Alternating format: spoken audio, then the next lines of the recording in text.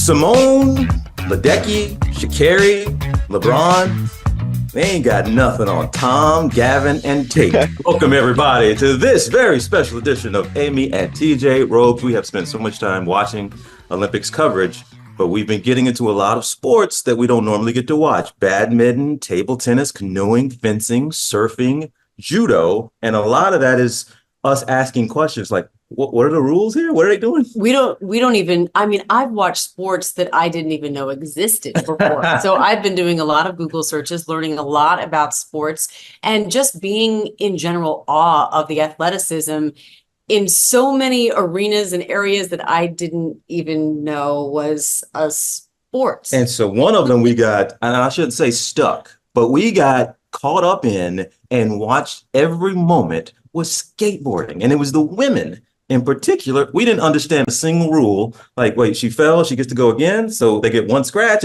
So we were trying to figure it out. Yeah, it was street skateboarding. Yes. And we were in awe because what they were doing was crazy. And watching them fall and just bounce back up and dust themselves off with a big old smile and try it again. So that was street skate. Yes. But there's also park skate that we're about to get an education on in the next couple of days, but we're going to get it right now from one of our studs. Tom Schaar joins us from Paris. Okay, you have to forgive us here, Tom. You're going to have to help get everybody caught up a little bit. So let's start with that. Park skateboarding. What exactly are we talking about here? I've had to try and explain it to a lot of people over the past couple of days, and it's kind of hard to explain. I guess the best way to put it would be it's like an empty backyard pool on steroids, pretty much.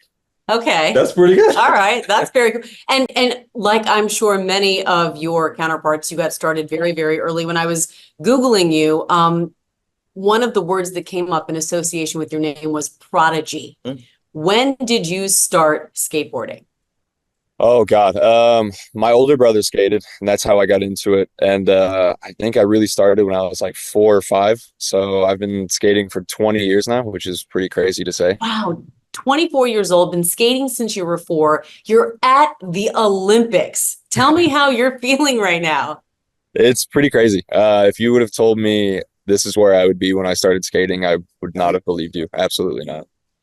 So when did it become, I guess, a job or a mission or something more? Because I'm sure when you first picked up a skateboard, you were just having fun. And I'm sure you still have fun doing it. But when did it kind of become serious and a craft and you had a mission of being competitive?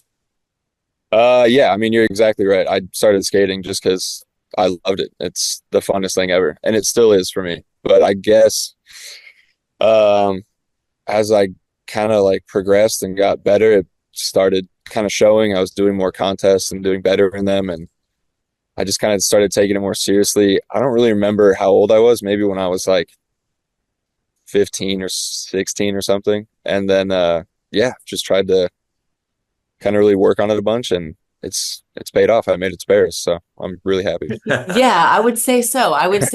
Tell us what we're going to see when the best of the best, you included, of course, skate that basically unfilled pool area in Paris. Tell us what we're going to see at home.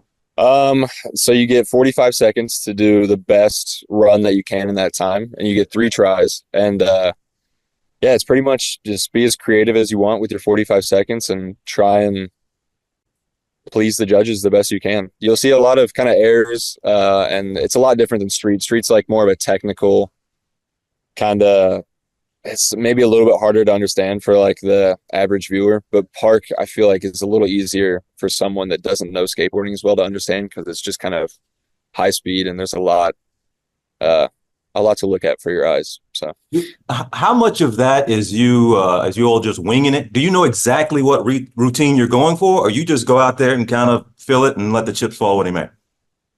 Yeah, I mean, to an extent.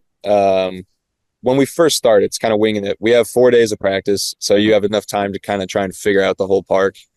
And by the end of it, yeah, everyone usually has a pretty good run in their head that they know they want to do. That's crazy. You make up your run. When you get to Paris and you see the course and you just figure it out, that would be so freaky to me. Everyone else coming in, or at least I would believe that most people going in to the Olympics have a routine that they've been practicing specifically for years even. Simone knows what vault she's doing. Exactly. Yeah. So you're just like figuring it out on the fly. That is remarkable. Do you have a coach? How do you get to the level you're at right now to be an Olympian park skateboarder?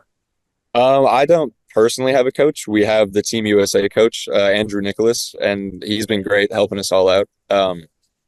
But I mean, you can kind of know what features will be in the park. It's kind of similar every time. So you can kind of practice those specific things, but you never know if everything's going to line up the way you want it to. So that's why we get our 4 days of practice to try and really kind of dial everything in and make sure it all And how works. many runs do you all get to do in front of the judges? We get 3. You get 3. So combined score, you drop one. How's that work? Just your best run counts. Whatever one they thought was the best is the score that you'll get. And then they take the top 8 from the semifinals to the finals. And then it's the same thing again, 3 runs, 45 seconds. Wow. I mean, that's a lot of pressure, Tom. How nervous do you get? Do you get nervous?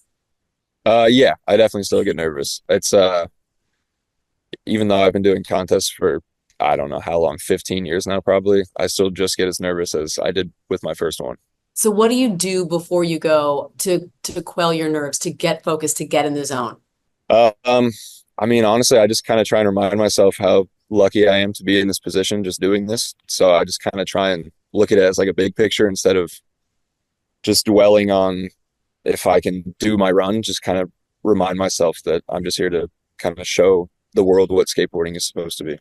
We hear so much about how elite athletes prepare. I mean, you hear about the nutrition and the sleeping habits and all of this that the tracksters might do or the gymnasts might do. But for a skateboarder, how do you prepare? Is there a special meal? Do you have to use a certain diet, or are you drinking Mountain Dew? That's the stuff we have in our head. I mean, just tell us, what is your regimen or your physical regimen? I do a good amount of training outside of skateboarding, just to try and stay healthy and strong the best I can. But food-wise, I mean, just trying to eat healthy and nothing too crazy. I mean, the chocolate muffins in the village are pretty good, so I've been eating a lot of those. I was going to ask you, a lot's been made of Olympic Village food, that it's not been up to par. What has your experience been like so far in Olympic Village? The food it's all right. It's not that bad. The beds is more where I'm struggling. But I mean, it's all in all, it's all right. It's all right.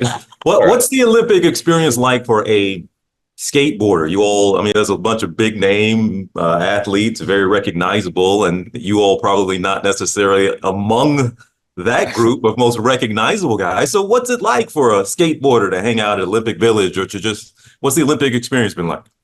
It's cool. I get mixed kind of feelings from people. We were going around asking random people what sport they thought we did, and a couple people just said nothing. But then there were other people that we told we did skateboarding. They're like, "Oh, that's so cool. I want to check it out." So it kind of depends who you ask, I feel like. That's funny. Have you had that, oh my God, Olympic moment yet? Just walking around, have you met anyone that wowed you? Have you just had that, I can't believe I'm here moment? Yeah, absolutely. Doing the opening ceremony, meeting the whole basketball team. I see Simone in our building like almost every day. It's pretty insane. That's so cool and casual. It's always great to hear those stories. Are you able to have family there to experience this with you? Yeah, my mom, my dad, my brother are all out here. But honestly, I think they're enjoying it more than I am. They've gone to like every event so far, and they're having a good time. Have you? Yeah, I was just going to say, have you been able to watch any of the events? Have you been able to watch any of the Olympics, or are you just focused on your event? Yeah, I've been here for like 10 days now. Practice just started, so I had like a week of free time to just kind of hang out. And we went and saw table tennis, which was by far my favorite one. We got judo and 3v3 and 3v3 basketball and a bunch of other stuff. It's very cool. How competitive? We're going to be talking to your teammates as well, and your friends, of course, Gavin and Tate. What questions would you want an interviewer to ask your two friends, to put them on the spot? What should we ask them? I think just asking them more about the village. They'll probably have some better insight than I do. Oh, okay. All right. That's always good information. And this really is a brotherhood. When we see you all competing, a lot of you all are all from Southern California. You've been skating together talk a little bit about, obviously you're competing against one another, but what is it like to be with the guys who are really a part of your family and you're competing against?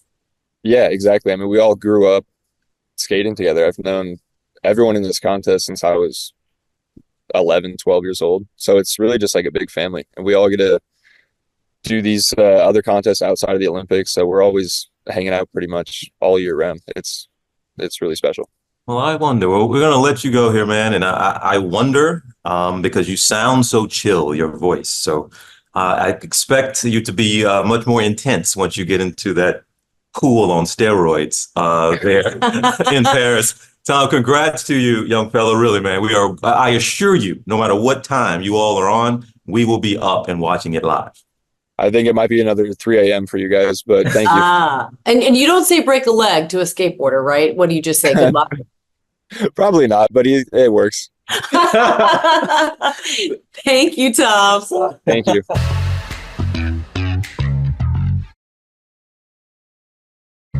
All right, everybody, we have Tom's good friend, Gavin Bottger, here with us, current world champion. And Gavin, did I get this right? You're just 17 years old? Yeah, I'm 17. Wow, 17, current world champion, and you are in Paris at the Olympics. Let me ask you how you're feeling right now.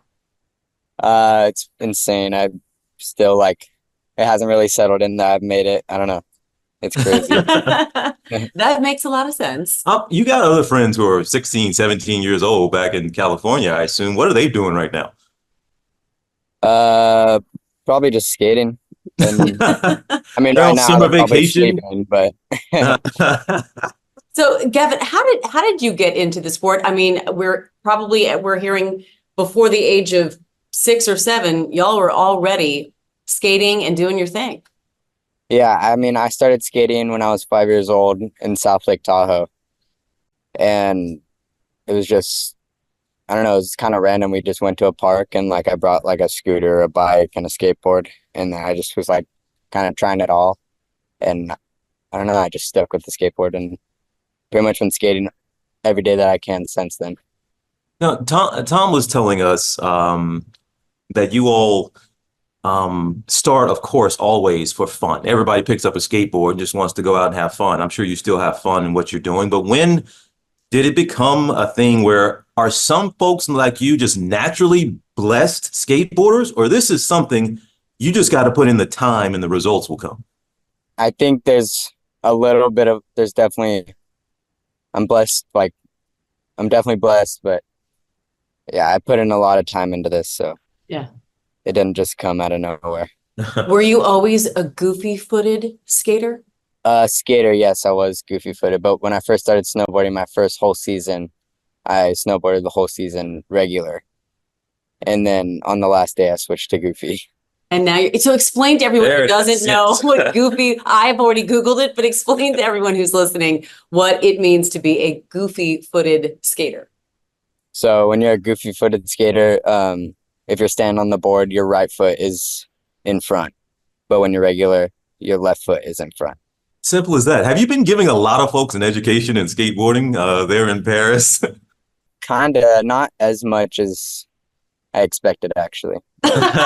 Perhaps when you all actually start competing, on the day you compete, people will be wowed and asking a lot of questions afterwards. What has your experience been like so far at the Olympics? What have you done? Who have you seen? How do you feel? I feel good. I mean, it's been crazy. I've seen a lot of people that it's whoa, I don't know. It's shocking, starstruck, I guess. But yeah, I've just been trying to keep skating the whole time. So Okay, let's go back. Who's got you starstruck? pretty much any of the basketball players. I saw LeBron and I felt like the smallest person ever next to him, but it was crazy. Do you full fanboy out and get the selfies, or you try to play it cool? You're from Southern California. You're a cool kid now. I try to play it cool, but yeah, I asked for a selfie. You, yeah, very casually asked for a selfie, and he Yeah, gave you. actually, not from LeBron because he was photoed out the day that I asked him. It was on opening ceremony day, so. Oh. You can always try again, right? Always Yeah, try again. Have you seen any events while you're there, or are you just focused on skateboarding?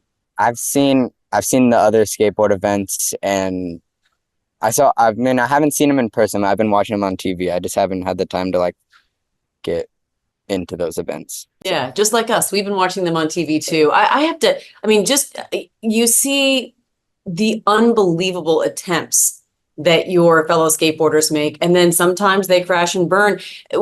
Talk a little bit about what it takes to get up the nerve to do the tricks you do, and how much risk are you actually putting your body in when you do some of these moves? I mean, you're putting your body at risk like insane, but it's basically you just have to know that you can get out of it if something goes wrong. Like when you're in there, you can kick your board away and tuck your shoulder or something, or make sure you get to your feet. And that's all it is. If you know you can get out of it, I feel super comfortable. Are you going into this fully pretty healthy right now? No major ailments? Pretty healthy. I tweaked my neck yes or 2 days ago. I don't know what happened. I just got out of the bowl and my neck just like kind of locked up on me. So yesterday I didn't really get to skate all of practice, and I've been battling it all morning. So And that gets in your head, I would imagine, Gavin. Also, being the current world champion, a lot of pressure. You're 17. How do you handle the mental part of this and the nerves you, I am sure, will have going into competition? I feel like for the mental part, I just try and just remember it's skateboarding and it's not that serious. So we're just here to have fun.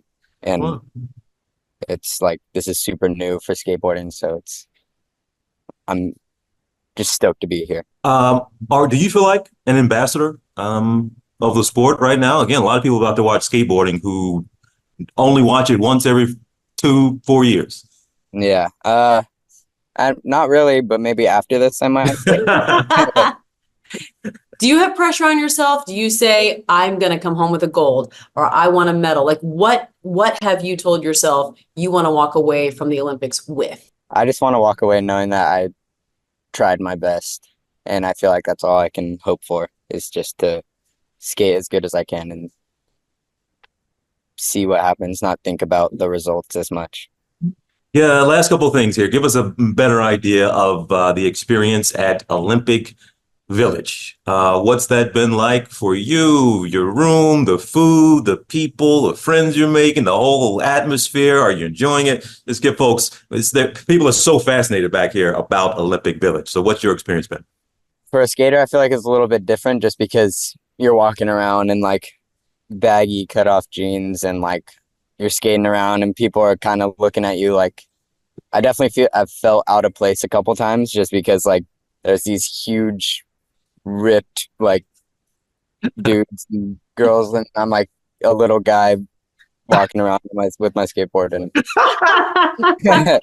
so yeah, I definitely get some I catch people just like kind of looking at me a little weird, but Like, why are you here? yeah, like whoa, what does he do or something, like I don't know. It's funny too. You make a good point. You've got these athletes and you've put in the time, but it's a little bit more formal. They have coaches. You didn't have a coach getting into this. This is just you freewheeling it, doing what you love, and doing it at a very, very high level. Yeah, basically. But yeah, the food it's been all right. Nothing too bad yet, but it's definitely not my favorite. Okay, nothing too bad, but nothing to write home about. But Yeah. do you have family and friends there enjoying the experience with you? Yeah, a lot of my family is here. I have my dad, my mom, my brother, cousins and aunts and grandpa and grandpa. Oh, that's awesome. And Gavin, wait, are you about to be a senior in high school? I'm actually taking a break from high school right now just to focus on this and the That makes opportunities sense. that I have. So I was just wondering what it would be like to go back to school with an yeah, Olympic. I mean, I haven't actually been to school in quite a while. I've been doing homeschool. Oh, all right. Well, I mean, with what you do, that makes a lot of sense. Yeah, because like doing this at this level, there's no way I can go to actual school and continue to skate.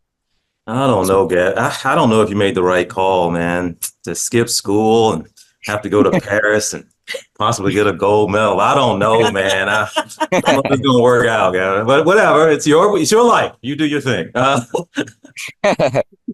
But man, please tell your teammate Tate. We were hoping to talk to him today as well, but we were told he had to go right to practice. So we're gonna miss him. That's okay. But man, I cannot tell you the amount of joy all of you all are bringing to our faces, and we're getting up at 2, 3, 4 in the morning to watch you all do your thing live, and we're looking forward to seeing you, man. Really good luck to you there in Paris, brother. We're pulling for you. Thank you so much. Yeah, congratulations, Gavin.